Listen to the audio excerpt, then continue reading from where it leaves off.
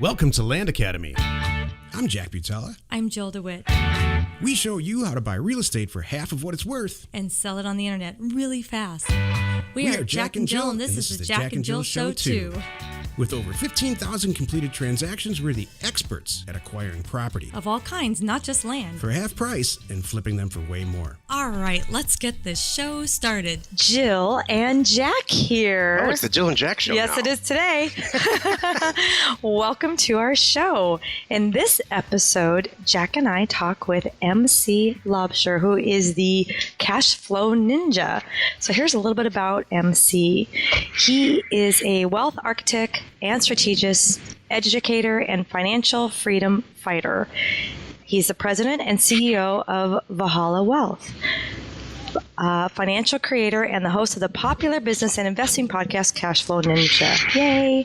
His mission is to help as many people as possible eliminate the control banks and financial institutions have over their lives by building their wealth in a variety of ways outside of Wall Street. He believes the best way to achieve this is in the information age is by reclaiming the banking function in your own financial life through structuring an efficient cash flow management system and creating and building assets that provide multiple streams of income. Well, we have a lot to talk about there. Yes, we do. MC teaches actionable education to his listeners and helps his clients collapse time in their wealth plan and achieve 40 years of financial results in 10 years or less. MC challenges existing societal beliefs, systems, and misinformation around concepts such as money, saving, investing, wealth, and retirement. Thank you, MC, and welcome to our show. Thank you so much for having me on, guys. Honored to be on your show. Thank Oh, you. great. Thank you very much. So you have a lot of big words in there. So I was going I want to ask you where, I want to remember, where are you from and how long have you been here and what's your background? Yeah, so I'm originally from South Africa. I came here in about 2001 to the United States. So I currently reside on the East Coast, Newtown, Pennsylvania, which is in Bucks County. But yeah, came here in 2001 with a backpack, about $500, a sense of humor and a sense of adventure. And I played in a sports league here. That's kind of how I started. My investment career started around about the same time. As you guys mentioned, I have a podcast, The Cash Flow Ninja, where we talk about different asset classes and how to create income streams from them in this new skill economy, no longer a jobs one. And I am also the president and CEO of Valhalla Wealth Financial, where we help people build their wealth outside of Wall Street in alternative investments, which a couple of years ago, people would kind of look at you like you're some kind of a weirdo when you talk about that, but it's really found some traction out there, and I think a lot of people are starting to wake up. The more and more people, let me say that, even though markets are at all-time high and the tides are high in the ocean, right? Right. So you mentioned the markets. So do you use the markets in part of your financial stuff, or is it just a gauge of what you're competing with? No, so we do it completely outside of it. We play in our own sandbox. So I think from a philosophical standpoint, we like to have control over our own lives and our own cash flow and our own money. So we position it outside of the system, utilizing actually insurance vehicles with mutual insurance companies, which that's kind of the liquidity side of it. And then we leverage some of these contracts, which is structured a very specific way, and invest in real estate syndications, real estate investments, land investments, and then also other vehicles which we have more control over. We can affect and impact, and we know how to protect our downside, right, and risk management. So with the markets, it's unless you're a professional or a computer, because there's so much high frequency trading right now and algorithms. It's not really set up for the person on the street or anyone rather. Exactly. So you just answered the question that I think all our listeners have. What's this really all about? Like, can you walk us through a regular way to make money at the 8th grade level? Yeah, so basically, just to touch on from the system that we do, we're all our greatest and number one asset, so that's the first place to invest. But after we realize we do that and we have invested in ourselves, we know exactly what we want, which is very important, right? When you're trying to go somewhere. Otherwise, well, what is it? Alice in Wonderland, which said if you don't know where you're going, any road will get you there, or any road will do. But yeah, so we have to be very specific of what our goals are, our cash flow goals. We have to understand why that matters and why it's important. And then it's kind of like the cart before the horse, right? And then we also have to understand who we need to become to do that. Because if you a client comes into me and they said, well, MC, I want to make $1 million a month in cash flow. Right. We can take a look at that, but let's see what we have to work with here. And are you the person that can already develop $1 million of cash flow per month? Because that requires a certain level of financial IQ. But the system that we then put in place in the processes is basically, we first set up the liquidity. Liquidity is extremely important and key for any investor. And we utilize that through a strategy that's known as infinite banking. Some people have referred to it too as just high cash value life insurance, which is structured on a chassis of whole life insurance, designed a very specific way, not the one that's found sold by most agents out there. So we kind of craft it and design it for maximum cash value. The reason that we do that is because the money inside there is guaranteed. The money inside there grows predictably. Tax-free. You also get to participate in dividends because you are a shareholder of a company as a policyholder with a mutual insurance company, and that's also a very key component to this. And what it allows you to do is borrow from your own policy, but it's a little bit different than borrowing from an IRA or a 401k or any of these other vehicles. When you actually borrow money from a mutual insurance company, you don't draw down the policy or the value of your account. It's actually a separate transaction. So to give you an example, if there's $100,000 of cash value in your policy, and you borrow 90% of that, which most companies allow you to do, so $90,000, you still have $100,000 in your policy, growing predictably and safely, tax-free, and you get to leverage the $90,000 at 5% to then go invest in other investments that produces a 8%, 10%, 12%, or whatever percentage return you can get. So it's a great place to park your money. Wealth has to reside somewhere. I don't feel comfortable putting it in the banks at all, especially with the regulations. The Dodd-Frank Act is another podcast we can cover with all the landmines that are in there for the average person. So we feel safe having it outside of the system and the banking system, outside of Wall Street, and then having a little bit more control over it. So that's kind of how we structure the cash flow side of it, our liquidity. And then the second step is income. So we help folks to look at other investments, alternative investments that produces income for them. And then we also have a growth portion where once you've set up your income, you've achieved your income goals, and now we continue to build the wealth. We look at growth strategies as well. But that's kind of it in a nutshell. It's just we're playing in a different sandbox here, not the Wall Street casinos one, right? Yeah. So it sounds like you're taking the basic rules of investing. Here's put a bucket full of play money and knock yourself out. Use some secured money, and you're applying basic accounting principles, balance sheet, income statement, the whole thing. I have an accounting background, so it sounds like it's a new twist on saving and investing money for retirement with different vehicles, right?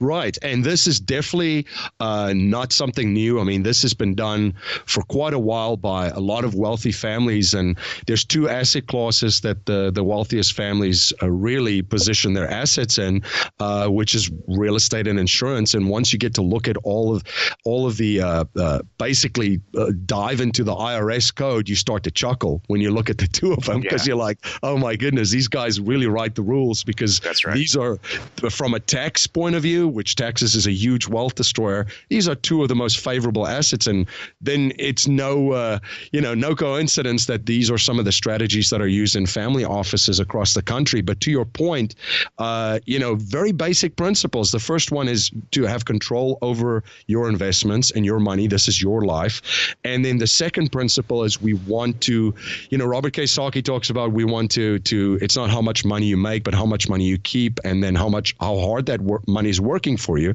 I'd like to give that money as many jobs as possible simultaneously at the same time and really work it. And then the risk management is a big portion. You have to understand how to position yourself with risk management and manage the downside. But then also the economic efficiency, which I just touched on, the taxes.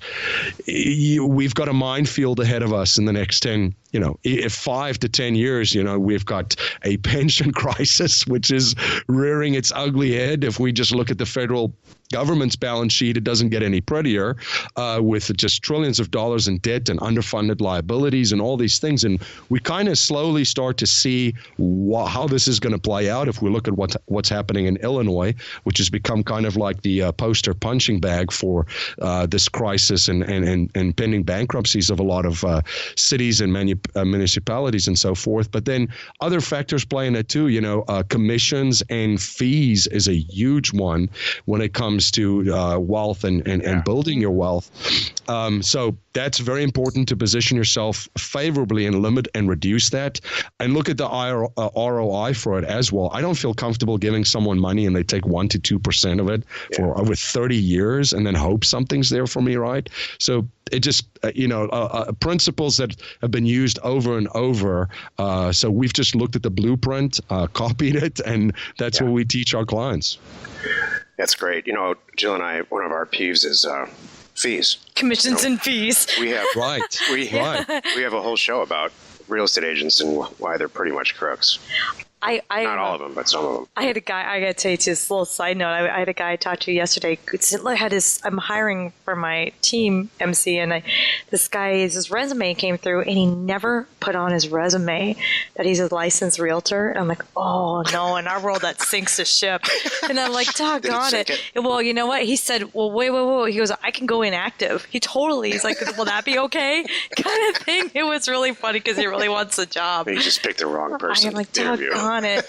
It was so funny. I'm like, you're not a licensed realtor, are you? And I'm like, please say no. And he goes, is that a problem? I go, oh, no.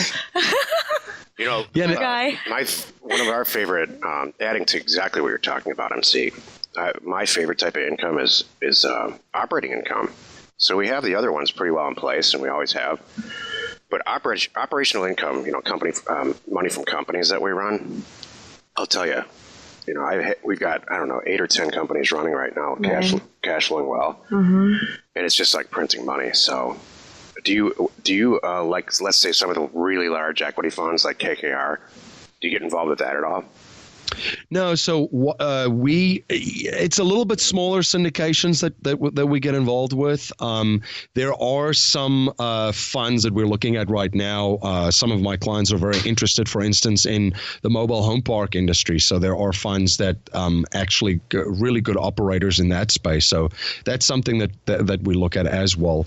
But the whole thing, and to touch upon what you guys have mentioned about fees and commissions and so forth. The big thing too for me is price, cost, and value. I always run it through kind of that screener for me. Everything is a price. What's the true cost of it, and what's the value? If we just look at the conventional, and I like to call it the conventional kind of planning right now, which is it's a train wreck waiting to hit something, right? The Wall Street one is, what am I paying for? The price is absurdly high if you're just basically giving your money to someone else. You don't know, there's no feedback loop mechanism, so it's going to take you 30 to 35 years to figure out if it was the right one, because even in downturns, they're just going to tell you, just ride this one out. I know we lost 40% of your money or 50% of your money or whatever it is, but hey, that 2% that we override that we take, trust me, we're worth every cent, and then the value in the end. So you kind of have to look at at that whole picture, I think John Bogle from the Vanguard Group, which is here in Pennsylvania, did like a study where 2/3 of your gains over 30 to 35 years could be eaten up by fees just in one of yeah. So yeah, I mean, when I look at that, that's almost predatory. So it's the game is rigged and it's designed for certain folks to win. And what we are talking about, what you guys are talking about, which is fantastic, is just, guys, there's other ways of doing this to rig the game in your favor. What we're seeing too is a lot of the younger kids and millennials, they've had it. They don't even have any experience like we do. But they're disgusted with it as much as we are. They're very, very, very open to the fact exactly what you're saying. It's pretty much rigged. It's right out of 1955. Right. There's got to be a better way because of the internet. And so you're right. A ton of our members come to us with an open mind, that's all we require. If you come into this with an open mind that things need to change, there's usually a really positive outcome. Exactly. That is exactly right. Yeah, it's exactly what I'm seeing as well. Millennials had a ringside seat to seeing what their parents went through. And in a lot of households, majority of households in the United States, it wasn't pretty.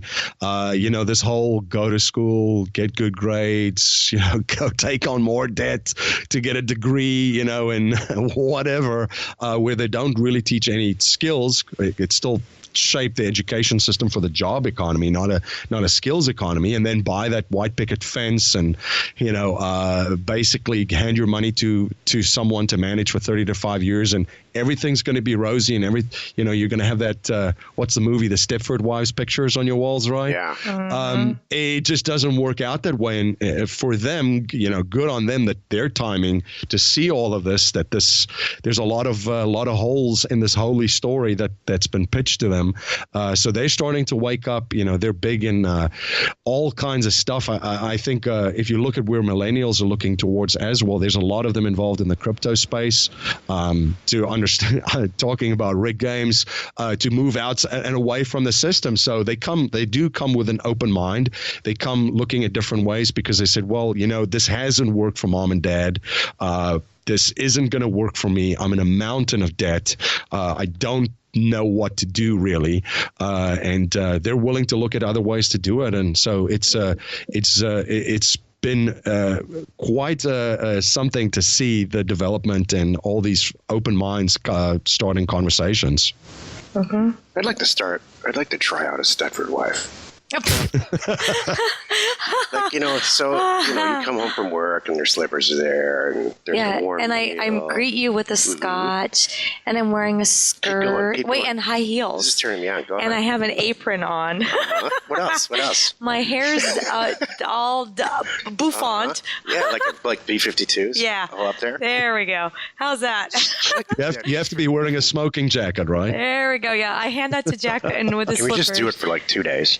Just see if we like it. I don't know. MC, would your wife do that? I could try. We have a 5-month-old baby right now that might interrupt this whole scenario. Right.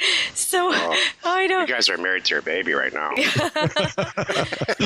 So when you get the door now, it's like, here, take him. I got to take a shower. Yeah.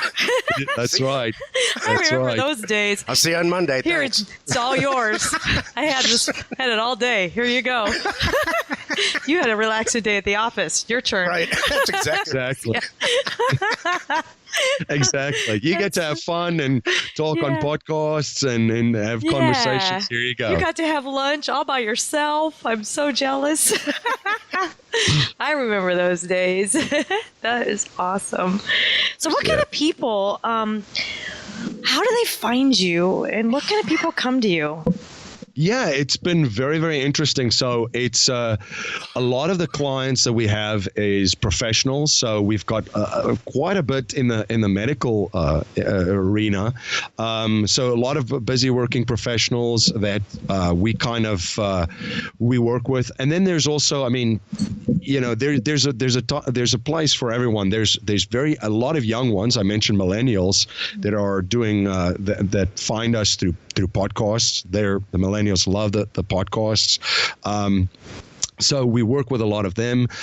We do a lot of family planning. So I've had a lot of baby boomers from the boomer demographic coming over, because there's one of the greatest transfers of wealth is about to happen as well, with a lot of boomers that still have some money left after the last 10 years are looking to not only retire, but transfer it over to the next generation. So that's kind of the legacy planning that we get involved with.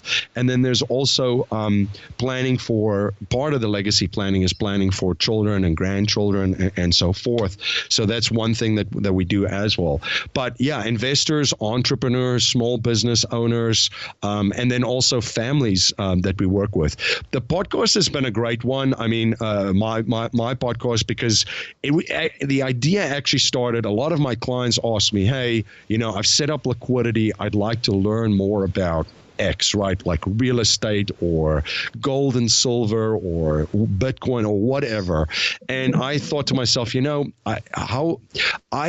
not the expert in a lot of those fields. There are people that know a lot more about me, and my philosophy is always to partner with people that know more than me do in their respective areas. So I figured, hey, let's grab a microphone, let's have some fun, and let's interview some people that are experts in that arena and have that expertise in that asset class. And that's been fantastic, because it gave my existing client base a big exposure of different ideas. And then also there's new listeners then come as the show's growing.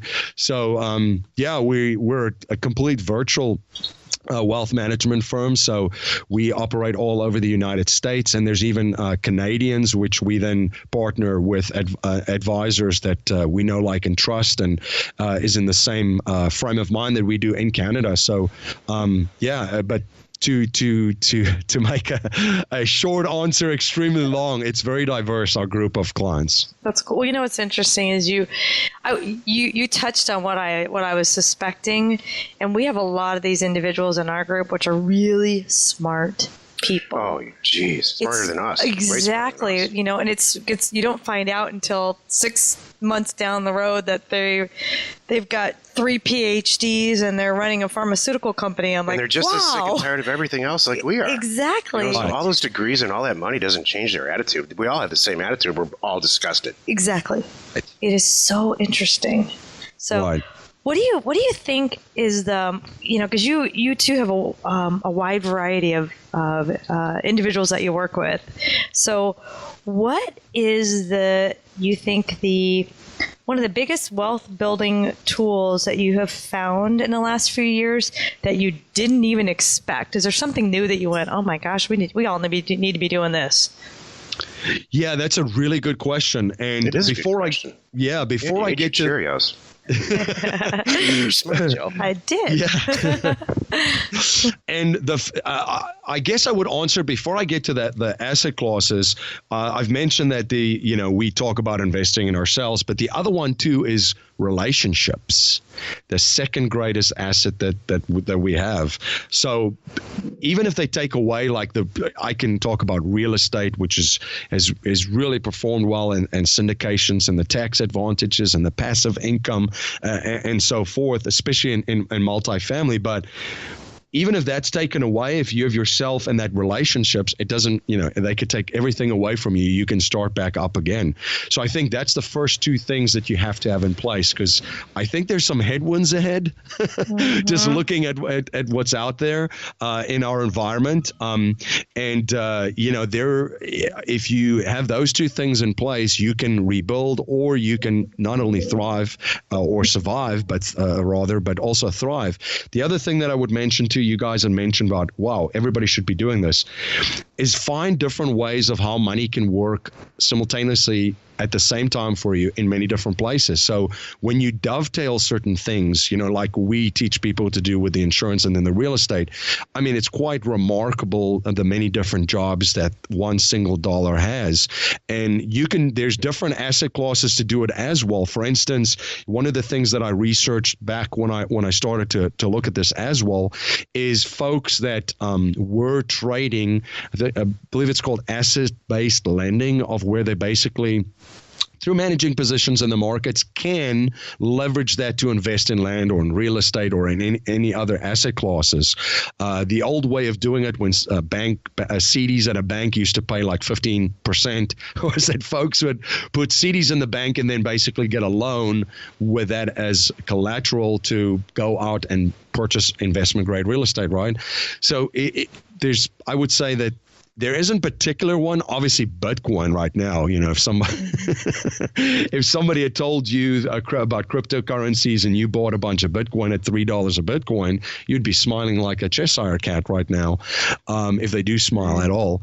But yeah, I would say that yourself, your relationships, and your network. But yeah, and then look for different ways of dovetailing certain asset classes to maximize the usage of every dollar. Well, I have to say, my favorite of that answer was the first two.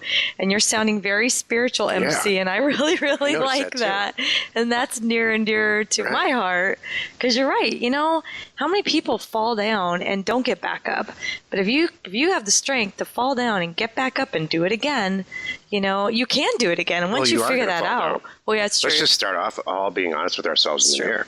Things are going to go wrong. We are going to screw up. That's right.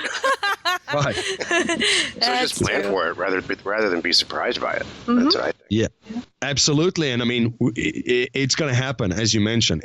We're going to fail, and hopefully we do, because then we keep growing and learning, right? And I think once you've failed a couple of times, for me personally, I've embraced it, and I'm looking forward to the learning, right? And the other thing is, there's a mentor of mine that talked about human life value.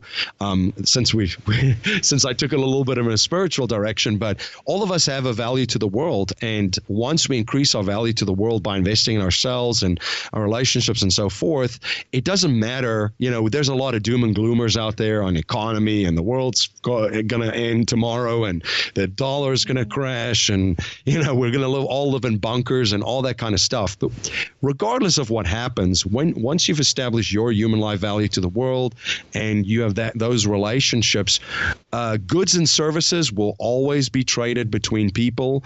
There'll always be certain needs, the basic human life needs, and how they will exchange. The monetary system and the global monetary system changes every 30 to 40 years, and we'll probably, we're due for another change in a different direction, but people still exchange money regardless of what it is, whether it's cryptocurrency or gold and silver coins or Federal Reserve notes, and it's a medium of exchange and a representation of value, and the value that you have to the world is your real power inside to be able to exchange with other folks. So regardless of how you fail and fall down and lose a little bit or lose everything, once you have those things in place, I think you'll be able to get up and build it right back up again.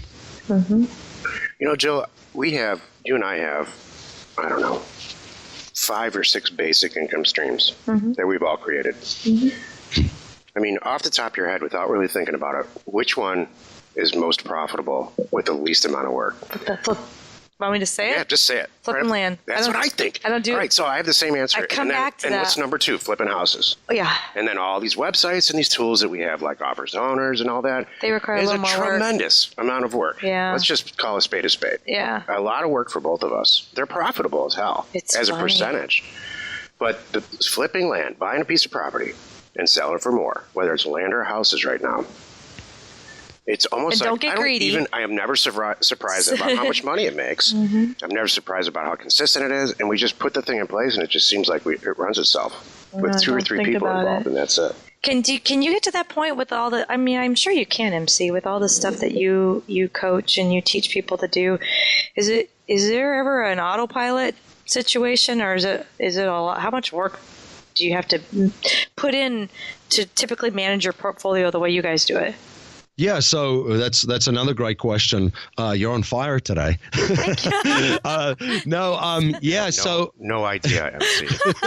You have no idea how true that is. Thanks. No, Yeah, I mean, a limited amount of time we can spend on it. So to give an example, for instance, once you build up that cash value in your policy, for instance, that's a phone call or a form that you fill out. The money's coming in, and it's in syndications, or that's I'm just using that example because there's a lot of clients that prefer to do that, and that's monthly checks that they get in the mail. They can set up a loan payback schedule on autopilot. So yeah, this is something that you could sit back once a month to manage it, look at it, to see what's happening. And then there's, of course, other folks that want to be more hands-on, and they're a little bit busier in what they're doing. But you can truly look at this and with a minimal amount of time manage it and still be in control of how this work and where this is going and where this fits into your overall wealth plan. Thank you. I appreciate that. I have a question too. I was wanting to ask, like, what do you do to relax because you have so much going on? What is relaxing to you? Is it looking? I imagine when you're relaxing, MC, you're researching something new. So what do you do? That's a good question. Thank you.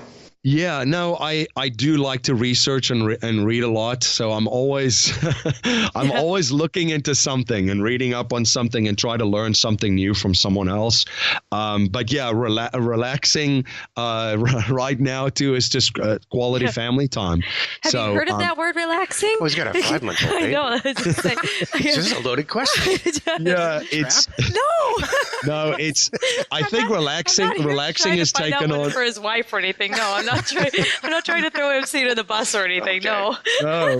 No. It's taken on a different meaning for sure with a 5-month-old. I'll tell you that, because that's relaxing is spending some quality time with them and my wife. So yeah, no, it's definitely taking on a different meaning. Yeah. Are you aware that in this country in the 80s there was a character called MC Hammer who filed bankruptcy? I'm absolutely aware of that, and I usually joke and say, because my full name is Michiel Christian Bester Laubscher the 5th, and my mom looked at this and she goes, "Yeah, we're going to call him MC," and that was before MC Hammer in the Pants, so I have to give her credit. All right, okay. Fair enough. Okay. He was named after you then. Yeah. He was the MC Hammer with pants. That's it.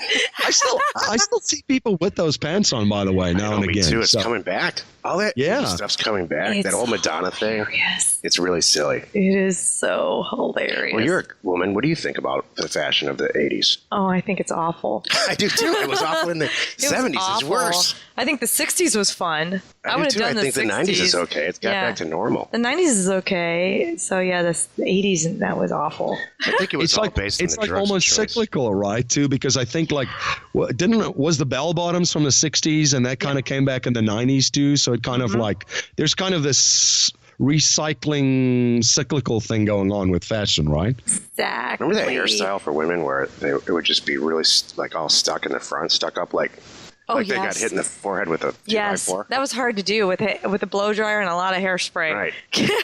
And why? So I know this is a question Jack's been dying to ask you. So. This is a trap too.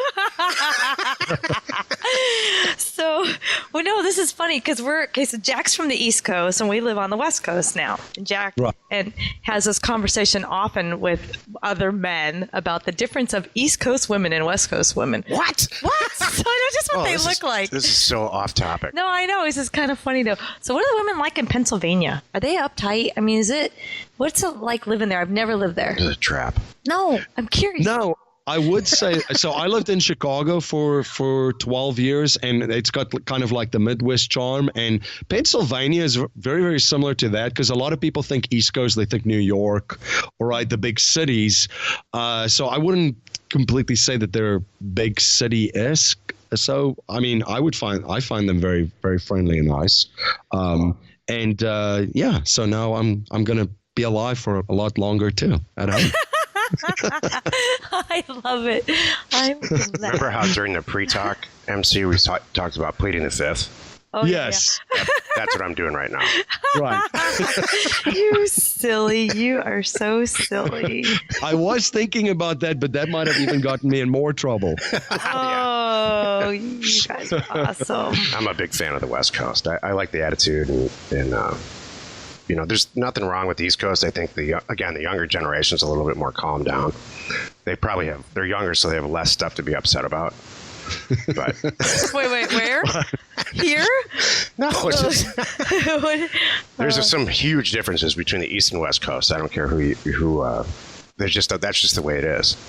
Yeah. I just think in general, people are just a little bit more calmed down, and it doesn't have to. Some of the most wealthy people I've ever met live where we are right now, Jill, and they're also some of the nicest, most calm people ever. And I just think that the opposite, in general. On the East Coast, it seems like with wealth comes this responsibility to be, somewhat of an anus. Oh no! It's funny. It's funny that you say that because every country too has different regions, and it's kind of funny that growing up in South Africa, it's the same thing. Where I grew up in the South, in just outside of Stellenbosch, which is the closest major city is Cape Town, and then Johannesburg is kind of where the stock exchanges is. There's a lot of gold companies there, which was big drivers of the economy. So you almost kind of like Johannesburg was kind of there's a different speed and intensity of life there than down in the South where it's kind of more I guess Cape Town, parts of it reminds me a lot of the West Coast, the very picturesque and beaches and so forth. So there's a different pace of life. So that I've definitely seen in the US as well when you compare, like, for instance, New York City's its own planet, but like even Chicago, and then compare it to the West Coast. Yeah. But it definitely is interesting seeing it in different countries and different regions, kind of how the different speed of life and the quality of life. I spent a lot of time in Chicago in my really early commercial real estate years, and I have nothing bad to say about it. I love it. I liked it too. A little cold in February, It's but cold, I except do. for the weather, My yeah. brother lived there for a while, and I Oh, got right, to go that's visit right. him, and it was really fun. The summers are amazing in Chicago. Yes. Incidentally, it's a little late to bring it up, but Jill's little brother is the master of high velocity trading. Oh, yes. I mean, he got in and got out. So some of the things you touched on, that was one of the things he got so big is he designed a program that really took the automated trading to the next level. And that's why they did so well. Right. Yeah, that was... Yeah, there's some stuff. I mean, I usually joke and say there's things right now and algorithms and computer software and programs that we don't even know exist. That makes me jealous when I think about it. Like, why didn't I write a program? It's probably like 6 lines of code. I remember watching him. I'm like, what do you do all day? He's like, nothing. I just sit and watch. Seriously. I'm sure Michael Lewis is going to write a book about it eventually. Exactly. Well, thank you very much, MC. Happy to have you on our show. So, MC Laubscher, am I saying that okay with my West Coast accent? Yeah, that was great. Thank you very Thank you so much for having me on. Creator and host of the Cashflow Ninja, and this is Jack and Jill, and you are not alone in your real estate. And join us in the next episode where I report back on how the whole Stepford Wife program went. There we go. Thanks, MC. Thank you. Talk to you soon. Thank you, guys. Bye. We are Jack and Jill, and This was the Cash Flow from Land Show. We are the experts at acquiring property Of all kinds, not just land, for half price just so we can flip it for way more. and really fast. Thanks for listening. You are not alone in your real estate ambition.